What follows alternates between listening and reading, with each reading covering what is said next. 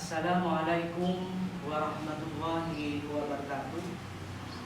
Perkenalkan, saya Dr. Arpandi, Magister Pendidikan Islam, dosen di Prodi Pendidikan Agama Islam pada Fakultas Tarbiyah Universitas Ibrahimi Situbondo, Jawa Timur, Indonesia.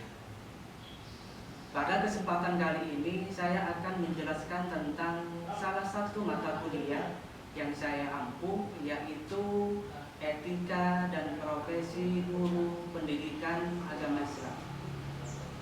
Adapun pemaparan ini adalah dalam rangka unjuk kerja Tridharma Perguruan Tinggi dalam bidang pengajaran sebagai salah satu persyaratan untuk mengikuti Syardos SMAP pada tahun 2022. Dalam mendeskripsikan mata kuliah Etika dan Profesi Guru Pendidikan Agama Islam, saya menggunakan pendekatan DIE, yaitu Delivery, Interaction, dan Assessment.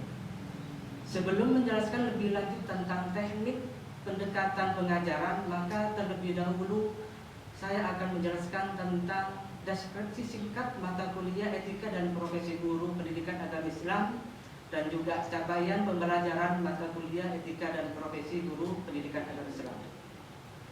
Adapun deskripsi singkat mata kuliah Etika dan Profesi Guru Pendidikan Agama Islam ini merupakan komponen mata kuliah dasar pada Prodi Pendidikan Agama Islam, yang mana perkuliahan ini akan memberikan pengetahuan tentang konsep dasar Etika dan Profesi Guru Pendidikan Agama Islam, di mana kode etik profesi guru pendidikan agama Islam yang dimaksud adalah kode etik profesi guru di Indonesia, yakni norma dan asas yang disepakati dan diterima oleh guru-guru sebagai pedoman sikap perilaku dalam melaksanakan tugas sebagai profesi guru, sebagai anggota masyarakat dan sebagai warga negara di Indonesia, sehingga mahasiswa sebagai calon pendidikan agama Islam mampu menerapkan nilai-nilai etika profesi guru yang bersumber dari Al-Quran dan Al-Hadis. Secara khusus mata kuliah ini akan mempelajari yang pertama konsep dasar etika dan profesi, yang kedua kualifikasi dan kompetensi guru, yang ketiga organisasi profesi guru, yang keempat pengembangan profesi guru, yang kelima syarat menjadi guru profesional, yang keenam kode etik pendidik dan tenaga kependidikan, yang nomor 7 pembinaan karir pendidik dan tenaga kependidikan, yang kedelapan profesionalisme guru pendidikan agama Islam, yang 9 etika profesi guru dalam pendidikan agama Islam. Materi tersebut akan disampaikan dalam 14 kali pertemuan selain UTS dan UAS dengan bobot 2 SKS. Adapun capaian pembelajaran mata kuliah Etika dan Profesi Guru Pendidikan Agama Islam meliputi 3 aspek. Yang pertama, aspek afektif atau sikap, yaitu mahasiswa dapat memiliki acuan sikap profesional dalam melaksanakan tugas. Mahasiswa dapat berperilaku tentang kode etik keguruan. Mahasiswa memiliki kesadaran sikap profesional guru. Sedangkan aspek yang kedua adalah pengetahuan, yaitu mahasiswa diharapkan memiliki pemahaman dan mampu untuk mengembangkan perannya sebagai guru. Mahasiswa dapat memahami dan menguasai proses tentang kode etik guru. Mahasiswa dapat mengevaluasi sikap profesional guru. Yang ketiga, dari aspek keterampilan, mahasiswa dapat memiliki kemampuan dalam mengelola kelas. Mahasiswa dapat memiliki keterampilan secara komprehensif tentang kualifikasi dan kompetensi pendidik. Mahasiswa dapat memiliki kemampuan dalam mengembangkan sikap profesional guru pendidikan agama Islam. Setelah selesai menjelaskan deskripsi singkat mata kuliah Etika dan Profesi Guru Pendidikan Agama Islam yang saya ampuh, maka selanjutnya saya akan menjelaskan teknik pengajaran saya dengan menggunakan DIE, Delivery, Interaction, dan Assessment. Pertama, delivery, yaitu bagaimana saya menyampaikan perkuliahan kepada mahasiswa. Terlebih dahulu saya merancang pembelajaran dengan mempersiapkan handout, poin-poin materi yang akan disajikan dan ditayangkan, dilengkapi dengan proyektor dan LCD dengan menggunakan metode ceramah dan tanya jawab. Pada setiap pertemuan, mahasiswa diminta untuk melakukan presentasi sesuai dengan topik yang sudah saya berikan. Dengan ini, mahasiswa diharapkan lebih efektif karena akan menyampaikan argumentasi dan gagasannya sesuai dengan topik materi yang saya berikan. Yang kedua, interaction. Bagaimana saya selaku dosen berinteraksi dengan mahasiswa dalam kegiatan pembelajaran di kelas. Saya meminta kepada mahasiswa untuk berpartisipasi aktif dalam bertanya dan berargumentasi tentang isu-isu yang dikemukakan dalam topik mata kuliah agar perkuliahan bersifat komunikatif dan dua arah. Yang ketiga, asesmen. Bagaimana saya menilai mahasiswa? Pada pertemuan pertama perkuliahan, saya menjelaskan kontrak perkuliahan yang mana disepakati antara saya dengan mahasiswa. Dalam kontrak belajar tersebut memuat cara saya menilai dan bobot penilaian terhadap mahasiswa, sehingga mahasiswa dipastikan tahu lebih awal dan diharapkan mahasiswa bisa membuat strategi agar perkuliahan mereka lancar dan mendapatkan nilai yang sangat memuaskan. Adapun komponen dan proporsi penilaian, 10% presensi kehadiran, 10% keaktifan di kelas, 10% tugas mandiri, 25% UTS, 45% UAS. Selanjutnya saya akan menyampaikan video pembelajaran pada pertemuan kedua dengan materi kuliah, yaitu konsep dasar etika profesi guru. Kemampuan yang direncanakan pada konsep dasar etika dan profesi guru ini yaitu mahasiswa mampu memahami konsep dasar etika profesi guru, sedangkan indikator pencapaian kompetensi yaitu mahasiswa memahami, menjelaskan tentang konsep dasar etika profesi guru, baik tentang pengertian etika, tentang pengertian profesi, tentang perilaku etika, dan karakteristik profesi. Berikut adalah video pembelajaran pada pertemuan kedua yang saya laksanakan secara langsung di ruang kelas. Selamat menyaksikan. Terima kasih. Assalamualaikum warahmatullahi wabarakatuh. Waalaikumsalam warahmatullahi wabarakatuh. Bismillahirrahmanirrahim. Hamdan syukurillah, sholatu wassalamu ala Rasulillah. La haula wala quwwata illa billah. Wala tasawwuri wa yassir li amri wa hlul 'uqdatam min lisani yafqahu qawli. Alhamdulillah, pada hari ini kita memasuki perkuliahan di pertemuan kedua. Setelah minggu kemarin kita sudah melakukan kontrak belajar dan juga menyampaikan tentang pengantar perkuliahan tentang etika profesi guru pendidikan agama. Hari ini ada yang masuk di antara kalian teman-temannya? Semua ya? Semua. Oke, sebelum memasuki kepada pertemuan pada hari ini, jadi pada perkuliahan di pagi hari ini ada beberapa capaian pembelajaran yang diharapkan nantinya pada materi kuliah etika profesi guru pendidikan agama.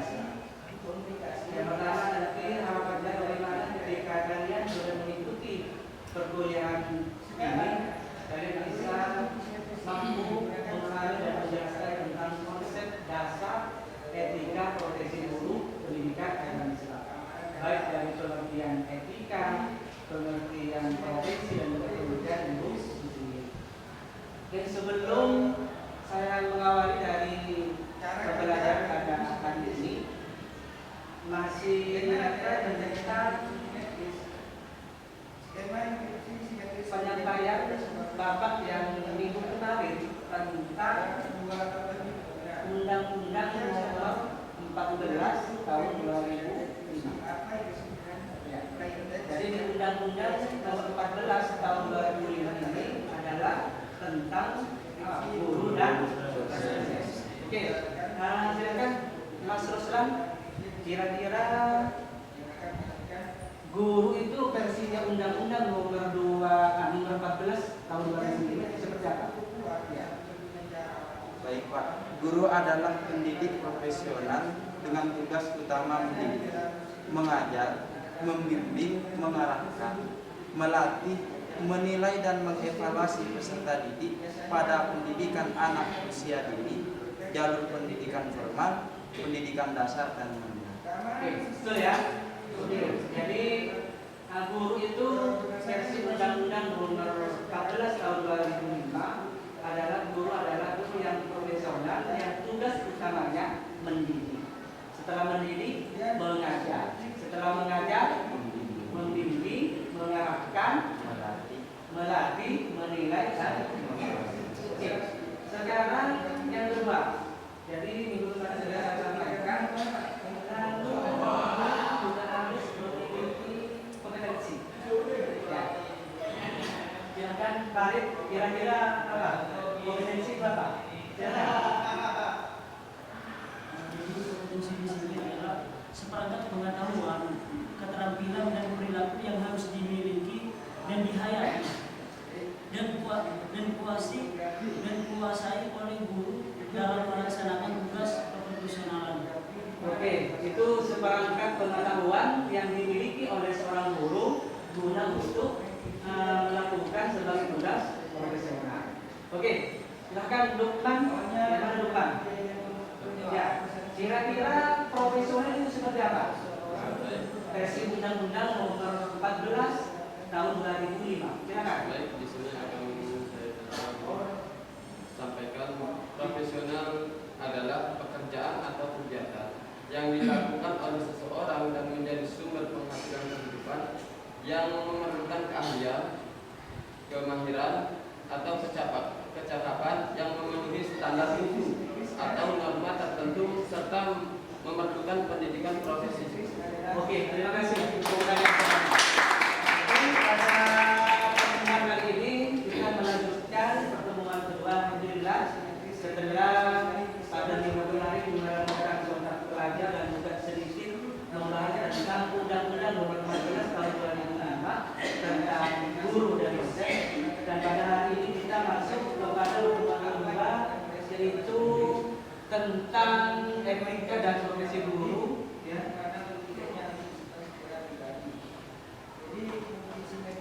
Jadi masuk di pertama definisi tentang etika. Jadi etika itu ilmu tentang filsafat moral, yaitu menilai nilai. Ya, jadi etika ini adalah menilai nilai. Berbicara tentang nilai berarti ini adalah yang positif. Ya.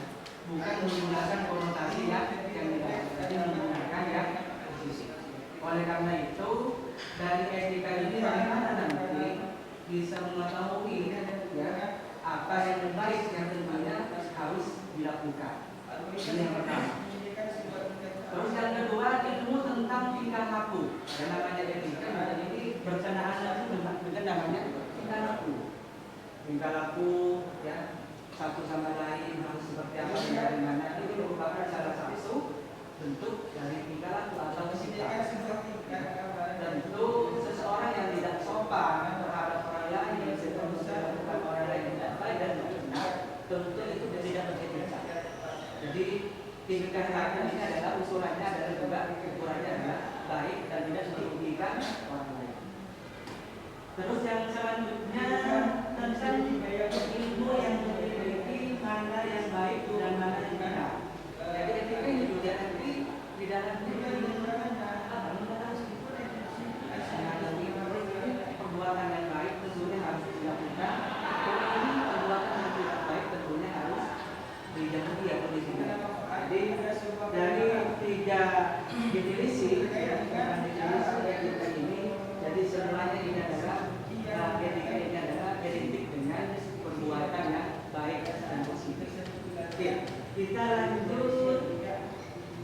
ke perilaku etika.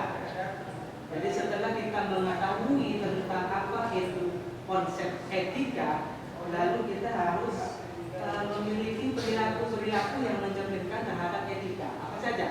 Yang pertama di sini adalah responsibility, bertanggung jawab.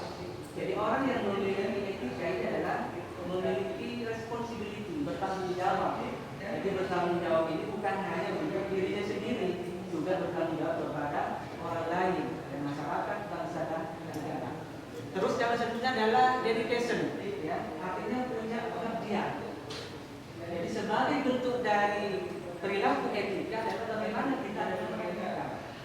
Mengabdi di sini tentu berbeda dengan bekerja.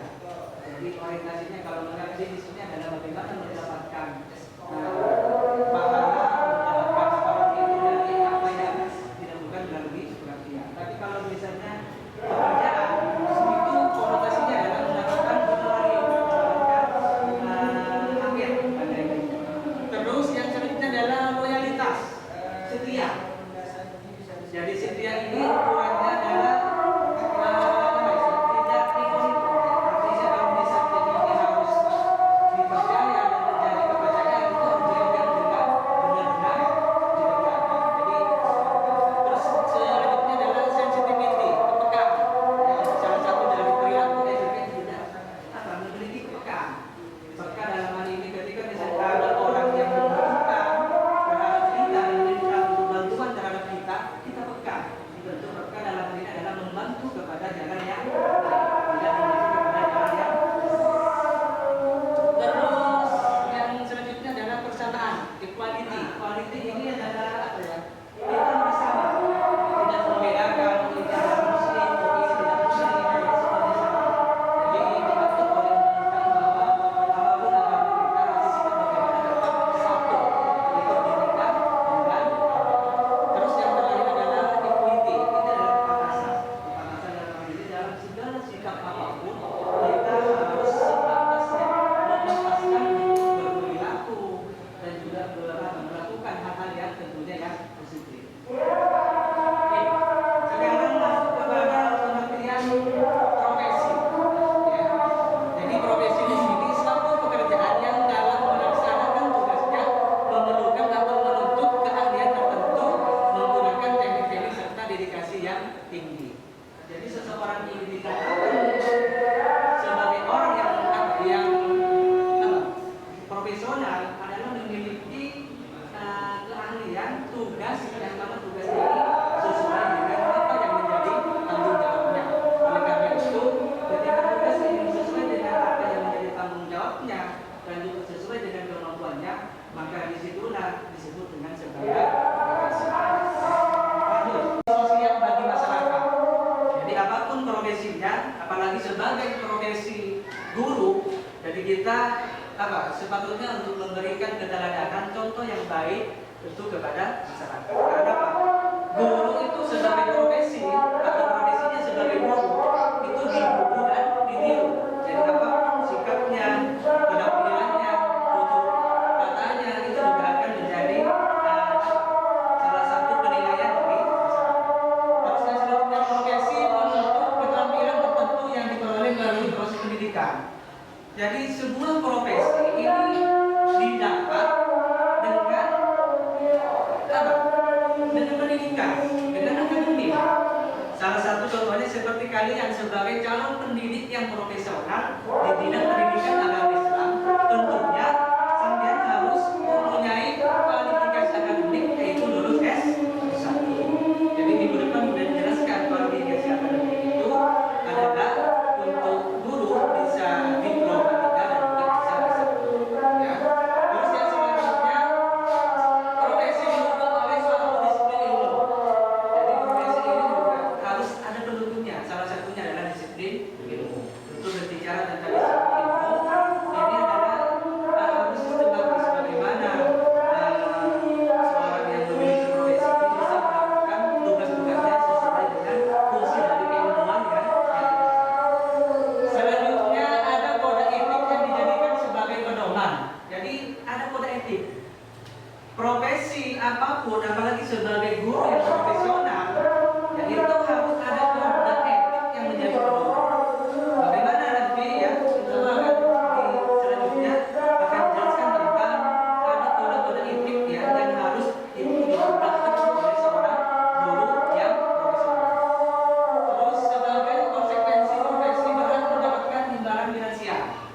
Jadi karena kapasitasnya sebagai guru yang profesional atau memiliki profesi, maka tentunya akan mendapatkan imbalan terhadap apa yang menjadi profesinya. Kalau guru ya akan mendapatkan imbalan sebagai guru. Kita lanjut. Nah, ini sekarang masuk kepada persyaratan suatu profesi. Ya. Yang pertama adanya keterampilan berdasarkan ilmu. Jadi masih ingat tentang perkuliahan mungkin di semester 4 ya. Kemarin yang menjelaskan tentang ada keterampilan dasar yang harus dimiliki oleh seorang guru yang profesional. Salah satunya misalnya ada 8 keterampilan dasar mengajar ya. Pertama keterampilan membuka pelajaran, kedua keterampilan menjelaskan, keterampilan memilih kelas, keterampilan bertanya, keterampilan menilai dan sebagainya, dan keterampilan mengadakan variasi dalam pembelajaran. Ini sebagai satu syarat profesi, maka harus memiliki keterampilan berdasarkan dengan ilmu. Terus memiliki keahlian dalam bidang tertentu, karena ini adalah etika profesi guru yang mana nanti sebagai calon pendidik yang profesional khususnya di bidang pendidikan agama Islam, tentunya kalian ini memiliki bidang tertentu. Sebagai salah satu bentuk profesi, kalau misalnya lulusannya adalah pendidikan agama Islam profesinya, maka tentu nanti kalian harus pendidikan agama Islam. Tidak boleh sengaja matematika, mengajar bahasa Inggris, ya makanya harus sesuai dengan bidang tertentu. Lalu tingkat pendidikan yang memadai. Jadi kaitannya dengan kualifikasi akademik yang dimiliki oleh yang menjadi persyaratan menjadi guru, ya D3, diploma atau master. Tapi tidak menutup kemungkinan ke depan guru ya harus sudah S2, dosen sudah harus S3. Dan ini masih mudah-mudahan masih guru masih D3 dan juga bisa S1. Terus kepekaan terhadap dampak kemasyarakatan ya. Jadi peka sebagai suatu profesi yang peka. Seperti tadi sudah saya singgung tentang peka bagaimana kita membantu ya sebagai bentuk profesi itu sendiri kepada orang yang terus memiliki kode etik sebagai acuan tugas. Jadi jelas sebagai guru yang profesional persyaratan suatu profesi maka harus ada kode etik yang harus dilakukan. Artinya kode etik inilah yang nanti akan menjadi pedoman yang akan menjadi acuan bagaimana seorang guru itu bersikap profesional. Ya, ketika misalnya tidak ada kode etik yang mengatur yang menjadi pedoman, maka kita guru itu akan sewenang-wenang akan melakukan sesuai dengan kemauannya sendiri tanpa melakukan pertimbangan dan kalangan lebih lanjut. Ya. Terus memiliki objek layanan terhadap atau diakui oleh masyarakat. Ini juga sebagai profesi juga harus diakui oleh masyarakat. Pengertian profesi guru. Setelah tadi kita memaparkan ya pada pertemuan kali ini kedua ini bagaimana pengertian etika, terus perilaku etika itu apa saja, lalu profesi itu bagaimana dan seperti apa, syarat-syarat profesi itu bagaimana dan seperti apa, lalu kita masuk kepada pengertian profesi. Ya, kira-kira apa? Silakan di net ini dipahami apa kira-kira profesi guru itu ini.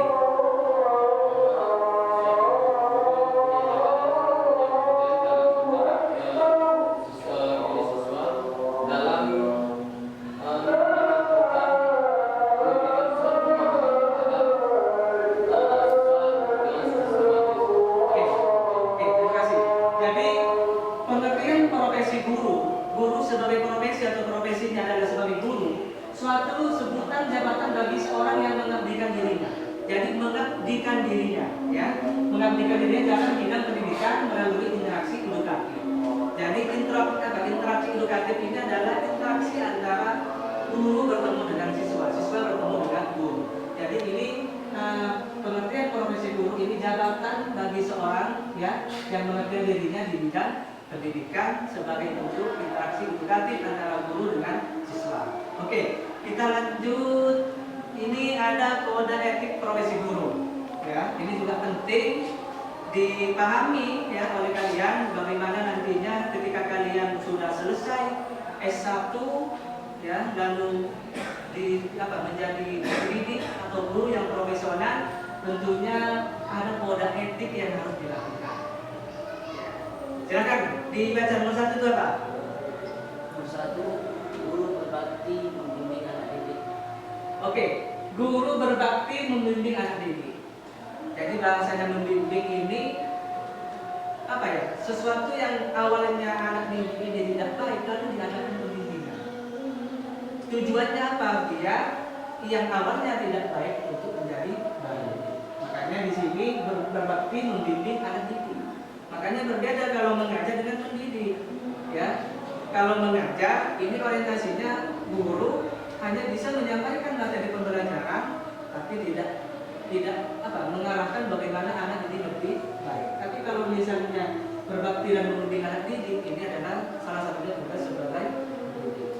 Terus guru memiliki kejujuran profesional. Jadi kejujuran profesional ini apa yang disampaikan kaitannya dengan materi yang diajarkan kepada muridnya, ini benar-benar paling tidak ada referensinya.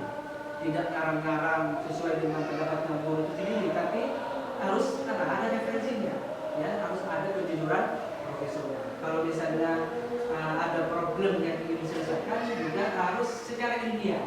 Ya, secara ilmiah harus menjadi secara ilmiah. Lalu guru mengadakan komunikasi untuk memperoleh informasi anak didik. Ini penting. Jadi seorang guru yang juga ingin menggali informasi apa yang terjadi terhadap anak didik.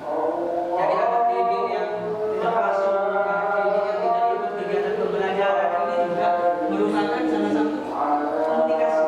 Paling tidak bisa komunikasi dengan ketua kelas, dengan wali kelas, atau juga bisa komunikasi dengan komunitas sekolah, nanti bagaimana disalurkan dengan wali santri dari anak tersebut. Lalu guru menciptakan suasana sekolah untuk kepentingan pendidikan. Ini